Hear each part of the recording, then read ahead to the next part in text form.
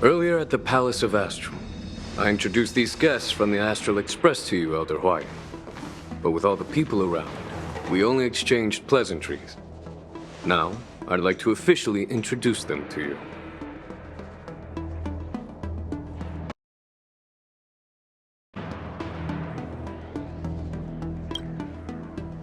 These three braved great dangers, accompanying me to perilous places, defeating the chief culprit Vantilia, and uncovering the conspiracies of the disciples of Sanctus Medicus. If you wish to know more, please, feel free to ask us. Well, I skimmed through the reports about the Arbor's rebirth from the Master Diviner Hu Xuan. She's been summoned to the Yuchui for questioning. There are a lot of doubts within the Alliance about this whole situation. But despite all that, I believe in you. Since you joined the ranks, you have repeatedly achieved remarkable feats. After the High Cloud Quintet each went their separate ways, despite the many criticisms within the Alliance, the Marshal still stood firm against the dissenting voices and entrusted the Luofu to you. Over the years, you've served the Alliance with loyalty and wisdom. You've taken down abominations in Thalassa, rescued the Xianzhou Yuchui from a siege, and destroyed the demonic planet summoned by the denizens of abundance. I still remember those battles vividly. There are fools who doubt your loyalty. They're happy to see the divine foresight fail because it gives them some kind of sick satisfaction. They haven't achieved anything of their own, so they feed off the failures of others. But I've seen enough failures in my time, and I want to believe that your loyalty has never wavered. So, General Feixiao of the Yanqing is the only one investigating the Ambrosial Arbor crisis on behalf of the Alliance? No. I am too. This old man's words always catch me off guard. The Marshal ordered me to come to the Xianzhou Luofu, but the document only says, attend the war dance and listen to Feixiao's questioning. The Marshal is well aware of Jingyuan's purpose in holding the ceremony and understands the situation he is facing. She mentioned it because she believes both issues are important. Thanks for your kindness and sincerity, Elder Huaiyan. But is it appropriate to tell everyone here about the Marshal's orders? By introducing the Express's witnesses to me alone, aren't you aiming to discern the intentions behind both my actions and Feixiao's, and whether there's any discord between us? Well, since I'm being open and honest with you, I encourage you young folk to do the same. As for the Ambrosial Arbor crisis, all I need to do is listen. General Feixiao will be the one asking the questions. To be honest, I'm more concerned about the timely start of the war dance. Oh, by the way, I've prepared a gift for the war dance.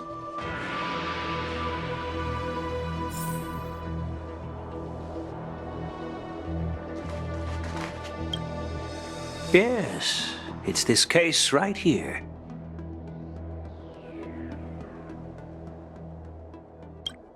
There will be numerous contests and celebrations during the war dance, and the main event will be the Ringmaster's Challenge. The host will dispatch a skilled warrior to take on challengers from all over the cosmos, showcasing the excellent martial arts of the Xianzhou Luofu. When you mentioned that the Astral Express would be attending the ceremony, I thought the High Elder of the Luofu would be the Ringmaster. You humor me, Elder Huaiyan. The healer lady is just a young lady who knows nothing about martial arts. How can I assign her as the ringmaster? I'm no match to you when it comes to joking. What's this box for? Why don't you open it, General Huaiyan? This sword case is intended for the Wardance's award. It's empty now, but in a few days, a precious sword will be delivered and stored inside.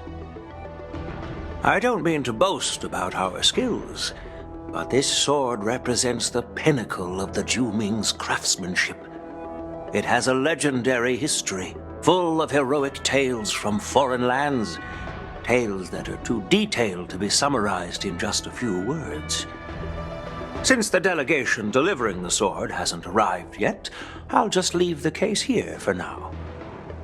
I've been wondering who would be worthy of such a sword. And then it hit me. I can award it to the champion of the Ringmaster's Challenge. The ceremony's champion is sure to be a perfect match for the sword. Moreover, I hear that Yanqing is an excellent swordmaster, and that he will be representing the Lawfu as the Ringmaster, so it seems like a perfect gift for him. Thank you for your generosity, Elder Huaiyan. If you want to give me a sword, just say the word, Grandpa. No need to beat around the bush.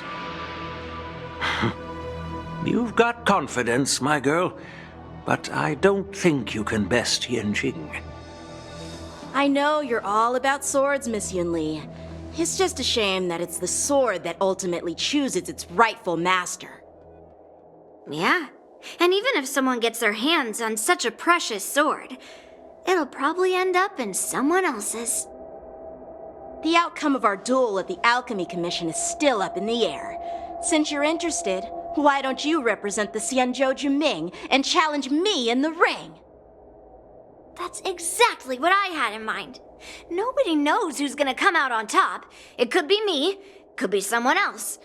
It'll probably be me. But whatever happens, it won't be him.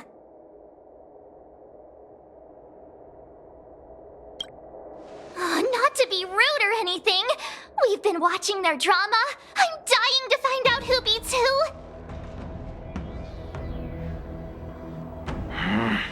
Quiet down.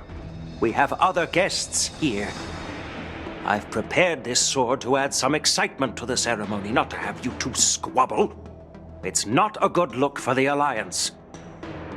While you both seem confident that you'll win, you need to remember there can only be one winner and one loser in the ring, which could lead to hard feelings. Actually, I have an idea. We don't know who the winner will be, and it might not be either of you. But if you're eyeing that prize, you'll need to work together.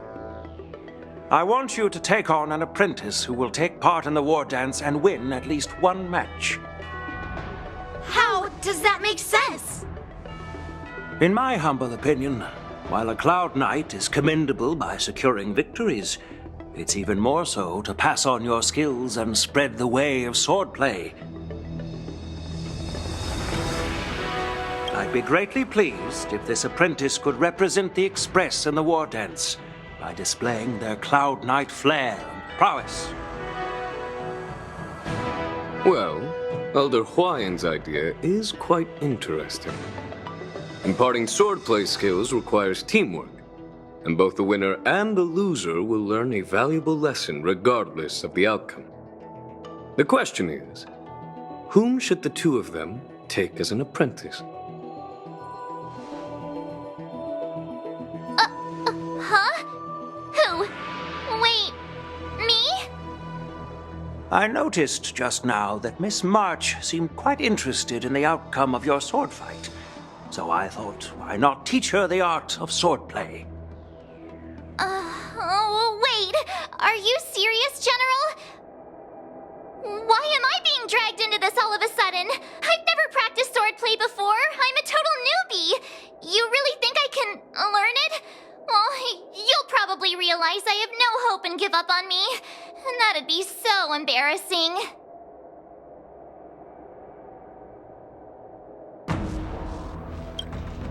Things are already complicated enough as they are. He strikes like lightning. Does Mr. Don Hong really need anyone's guidance? As for Miss March, she's like a piece of jade in the rough, just waiting to be shaped. I appreciate your kind words, General Huaiyan. But won't teaching me swordplay be a waste of Yanqing and Yunli's time? They should be preparing for the ceremony. Plus, I heard that each swordmaster has their own special moves. What if they let something slip while teaching me? If everyone knows each other's tactics, won't that make it hard to catch people off guard during the war dance? That's considerate of you, March 7th. But don't worry. It'll take you at least a decade of hard training before you can even start learning special moves. No need to freak out. A few Juming swordplay tricks will mean you'll be more than equipped. Really? Looks like March's curiosity has been piqued. The whole point is to know each other's moves. Defeating your opponent in just one move? How boring would that be? Plus, what really decides a swordsman's fate isn't some special move. It's the solid fundamentals. So Miss Yunli has already agreed. What do you say, Yanqing? General, I haven't graduated yet. How can I be qualified to teach swordplay to others? So you're admitting your defeat, huh? If you're not even confident to teach, why don't you let me be the ringmaster instead? Yanqing, teaching an apprentice is also a way of honing your own skills and gaining insights. You've been an apprentice for years. It's about time you looked at swordplay from another perspective. I see, General. Then count me in. Now that Yanqing has agreed too, it all comes down to Miss March giving her nod. It's up to you to make the final decision, March.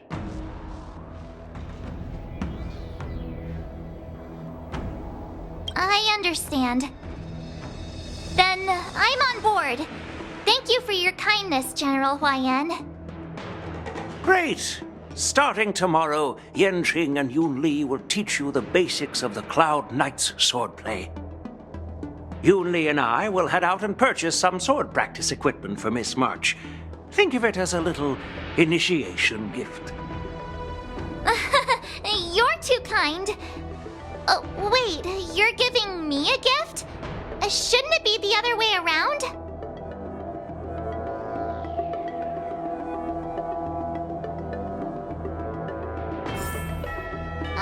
General Huaiyan's gone. Wait, why does something feel off about what we talked about?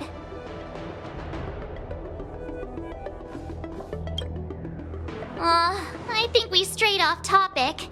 How did things even get to this point? Yeah, I brought you here because the General said he had some important matters to discuss. But how in the world did Yunli and I suddenly become Miss March's swordplay mentors? Because General Huaiyan wants us to stick around on the Luofu for some time. But from his point of view, we're no different from all the other tourists who may leave at any time.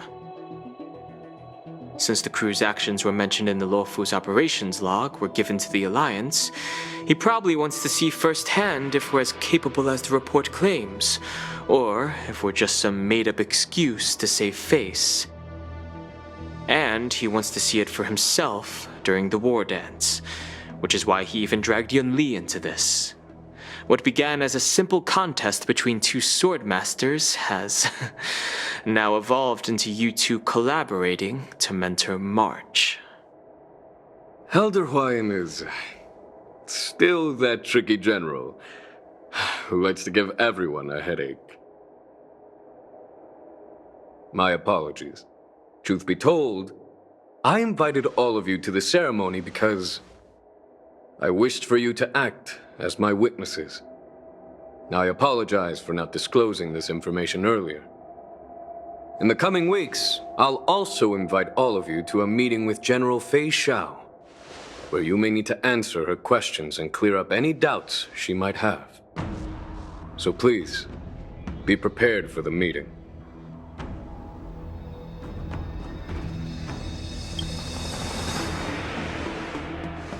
Did we do something wrong? We really did save the Lawfu, so why do you want to sneak off like we're fugitives? Don't worry. No matter what happens, I'll stay here as a witness and answer any questions she might have. Thank you, everyone.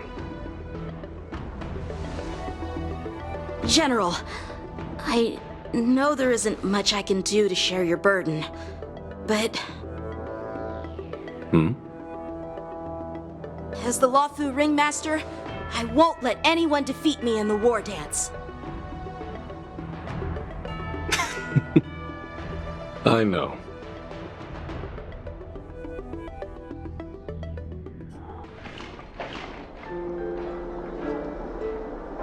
The illustrious Merlin's Claw waiting for me? And for so long, too? It's quite an honor. It's been a while, General Feixiao. It's been 30 years since we last saw each other. Right, Yukong? Yes. Back then, you were the vanguard of the Yaoqing's Verdant Knights, and I was a pilot of the Lawfu's Rainbow Orbit Fleet. Who would have thought that upon meeting again, you'd be a general, and I'd have given up flying? Really does feel like a lifetime ago.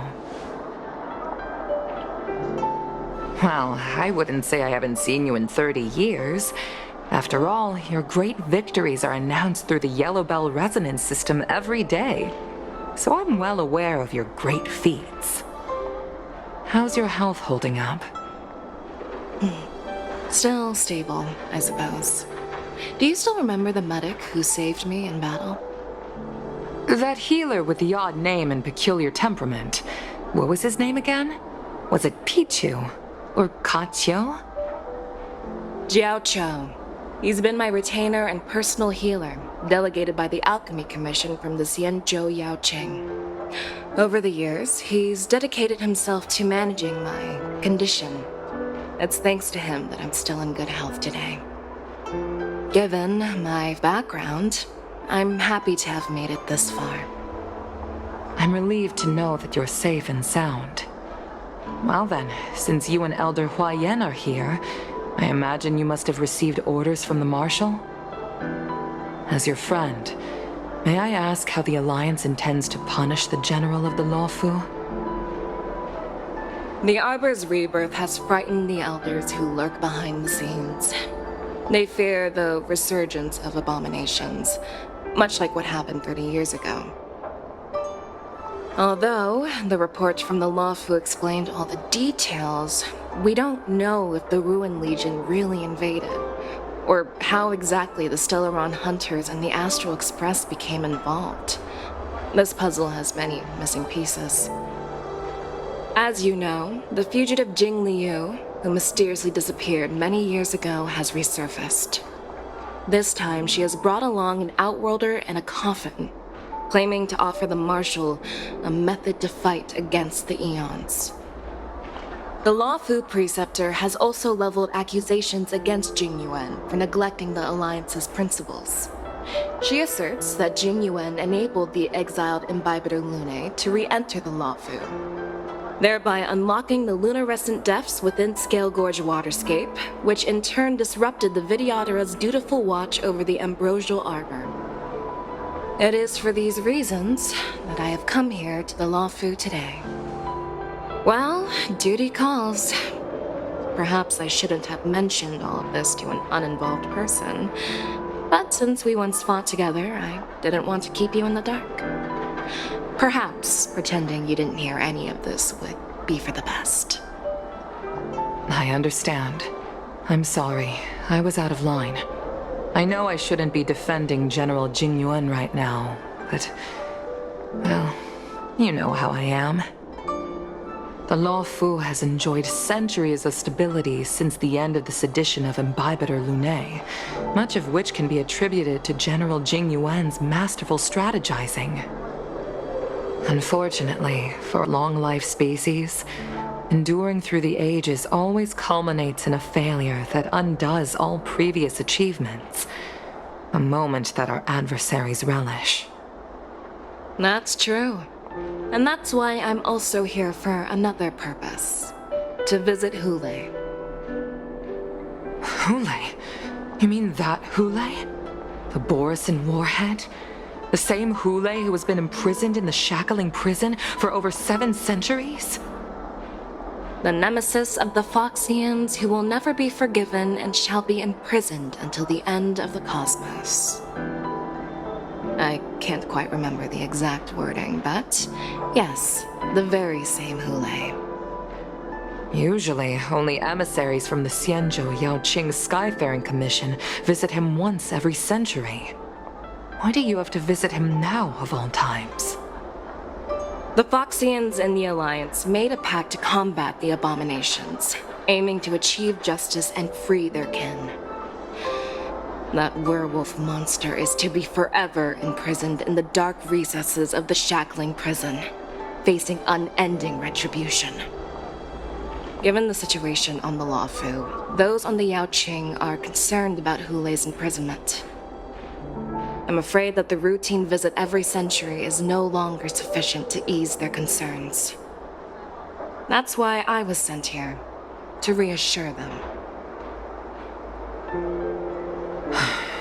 It's all bad news.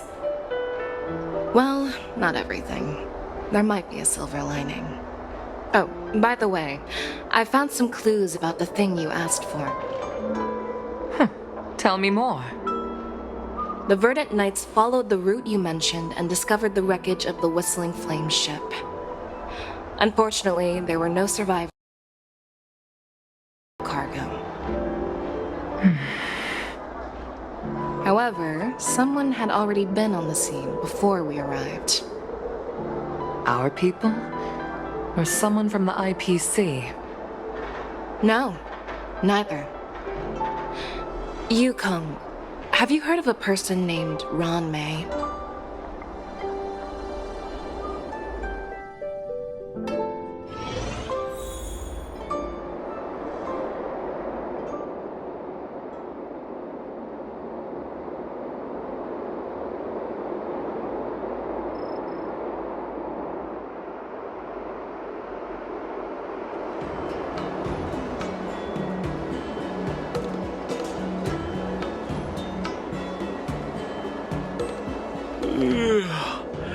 I'm still feeling sleepy. Did I oversleep? Where did March and Donhung go?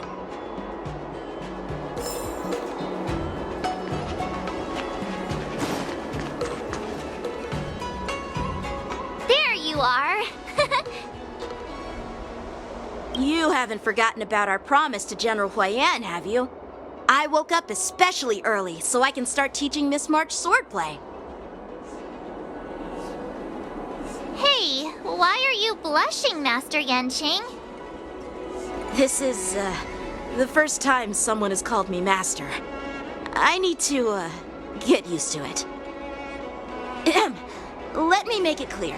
Swordplay training is about improving your body, mind, and strength. It's not a casual game you can master overnight. I promised General Huaiyan that I'd teach you Cloud Knight swordplay, so you can participate in the war dance and defeat at least one opponent. I'll do my best, but if you break your master's rules... Is it too late for regrets? I'm already regretting my impulsive decision. Honestly, I'm not sure what I'll do either, because I've never been a teacher before. So, Miss March, please behave and don't skip classes. Or complain.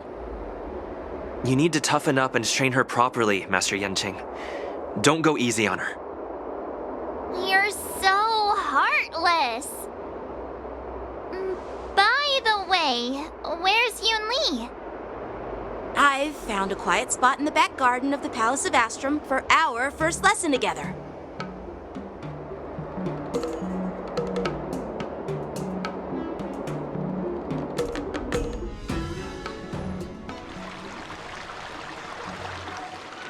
Seriously? It's the first day and you two are already late? Why is everyone on the Luofu so laid back? So disappointing. Master Yunli, you're already here. Sorry for keeping you waiting. Oh, wait. Were you trying to teach her in secret? That's sneaky. I'm just showing you what Luofu etiquette is all about. She might be my apprentice, but it's customary for the master to personally escort their apprentice to the place of learning. As the host, I'll be teaching Miss March the essence of Luofu swordplay, after which she'll emerge victorious in the Wardance ring. You won't be complaining about Luofu swordplay then. Stand aside, rookie. Let me show you how we Zhu-Ming sword masters treat their apprentices. Quickly, over here, Miss March. This is a reverse mentorship gift from me to you. I hope you put it to good use. What's this? Xianzhou clothing? It's so beautiful! Sword practice requires precise movements. This outfit is tailored to fit perfectly and allows for smooth movements. I even added some small accessories. I put a lot of thought into it. You're awesome, Master Yunli! See? See? How can you compete with me? I'll teach March 7th the essence of Zhu-Ming swordplay so she can win the contest with my sword skills. Actually, I've prepared something too. Huh? You have a gift for me too, Master Yanqing? Since you want to learn swordplay, Miss March, you'll need suitable weapons. So, I went out of my way to prepare a pair of swords overnight. Unfortunately, I didn't have time to ask the craftsman to customize the swords for you, but I did my best to choose ones that look nice and are suitable for a beginner. I hope you like them, Miss March. Thank you, Master Yanqing! Bet you didn't see that one coming, did you, Yunli? The real competition is just getting started. I'm so lucky to have two great masters. But why does it feel like things are getting a bit weird?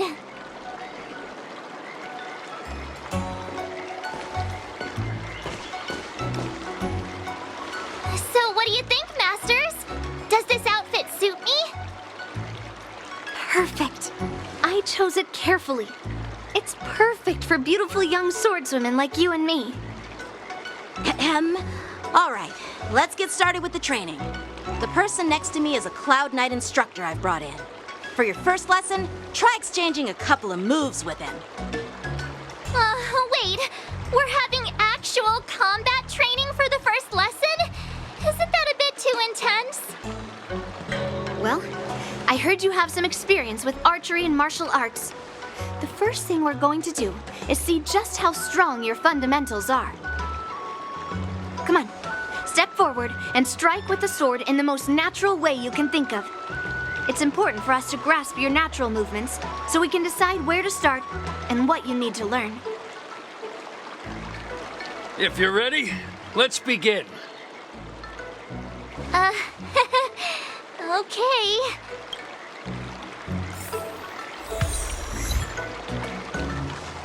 Are you ready? Yeah, I'm ready. But please go easy on me. Then I apologize in advance, Miss March. I could take 10 of you. Please have some Pay close attention, Miss March. Luofu swordplay is all about being swift and agile in your movements. Right on time. Ignore him. Strength is everything. like this. Well done! Practice is over. Swords descend!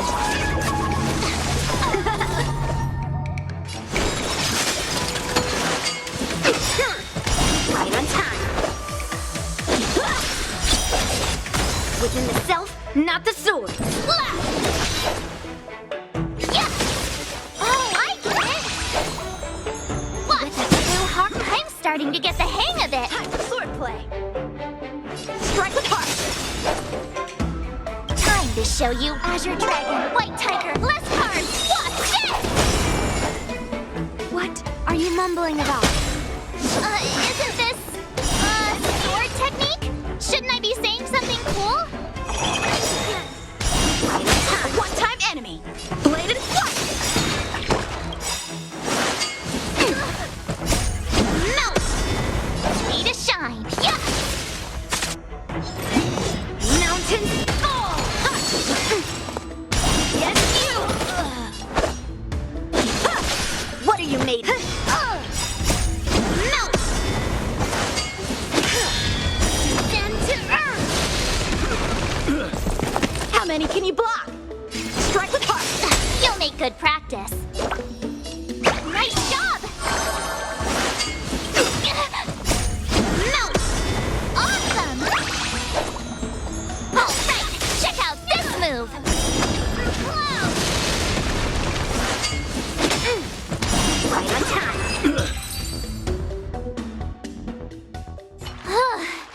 I didn't expect the first lesson to be so intense. Miss March has quick hands and a flexible body. She's a perfect fit for practicing Lawfu swordplay.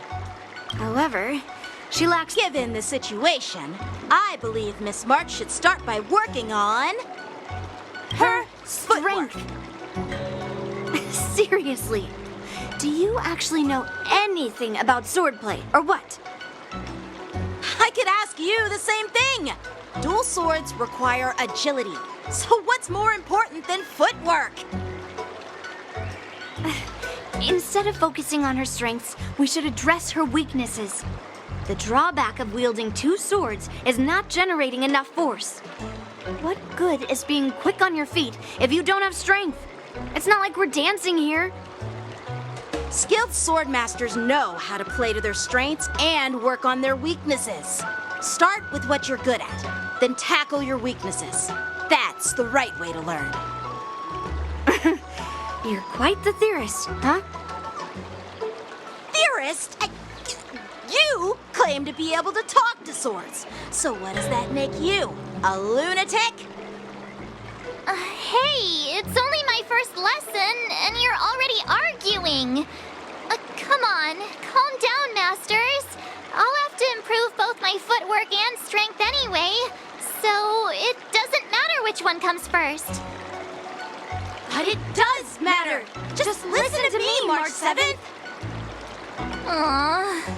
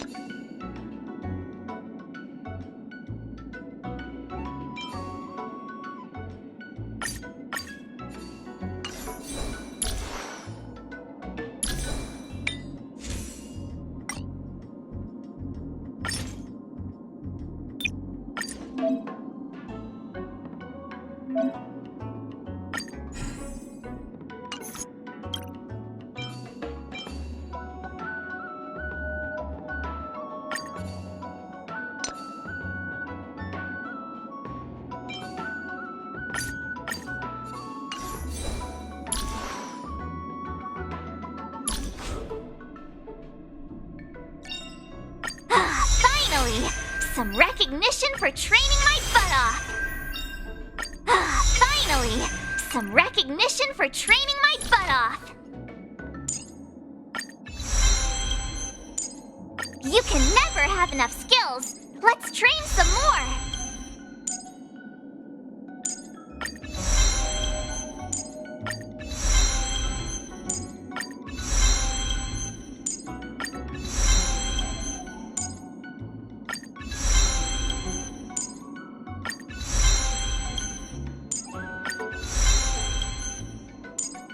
You can never have enough skills! Let's train some more!